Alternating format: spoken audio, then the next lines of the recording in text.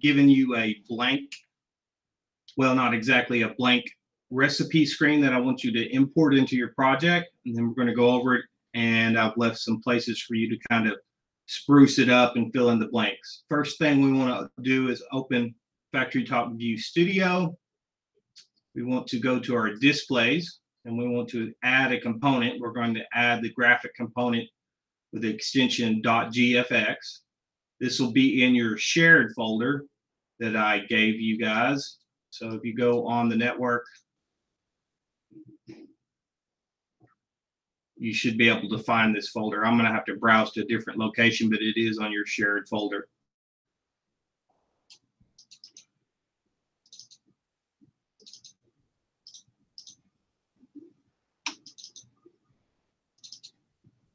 And here we have the recipe.gfx. So we're going to import that data into our project. When I get it done, I will have a screen that looks like this. So I'm going to go over this screen here with you.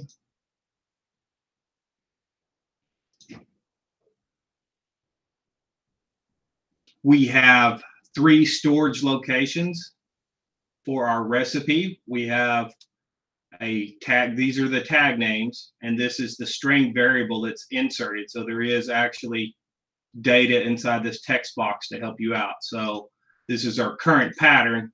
And if we look here, it is pointing to this tag, and that's the recipe name. It's a custom name you give every one of them. So we have 3 storage locations. We have what's currently running in the palletizer. We have an edit location. And then we have a storage location. Now, this storage location has 50 possible recipe locations. And so in order to browse each recipe location, if we hit the up box, we should be able to see that I've called this one recipe 2. So we are browsing through the storage array. For example, if this is the recipe I want to run in the palletizer, I would copy it over here by hitting the copy pattern from storage. And then this would go over here, and this would what the palletizer would be running. You notice that every time we increment, that it automatically takes a set of data out of the storage location and copies it over to the edit pattern.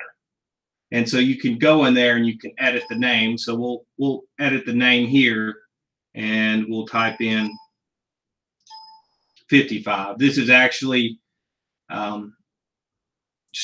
storage underscore pattern .5. So that's the actual tag location we're looking at. Now, in order to see that location, we have to do a little bit of trickery in the PLC using indirect addressing.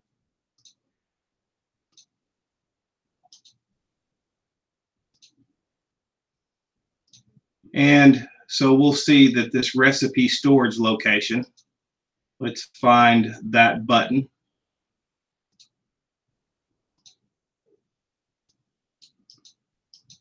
You'll also need to upgrade to revision 5 of your processor. So you'll need to get a new processor file and everything in there. So we'll go up here, and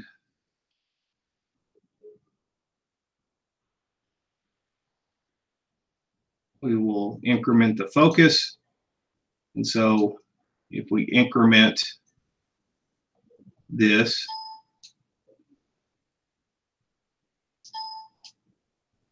it's happening pretty fast, but you can see the storage location number here is corresponding with this, and the names are updating.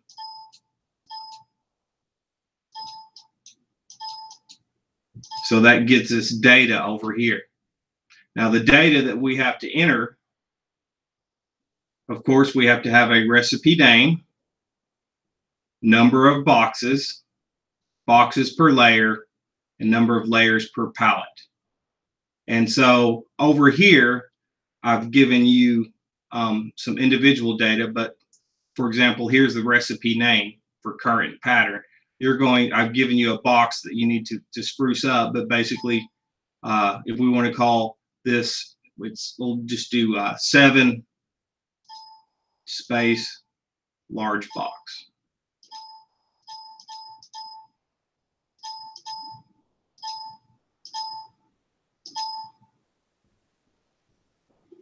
And so it updates to 7 large. Now this is just in the edit pattern. If I want to make this a permanent storage location, I will need to move it over here to storage location 7 or wherever I want to. I need to be here, but I need to pick a location. So we're going to go ahead and move it over. And now we've put the data over here at storage location. So your assignment is to import this, and notice that I have to add a numeric input for number of boxes per layer, number of layers, and then I have to actually edit the individual data. This data determines how each box happens.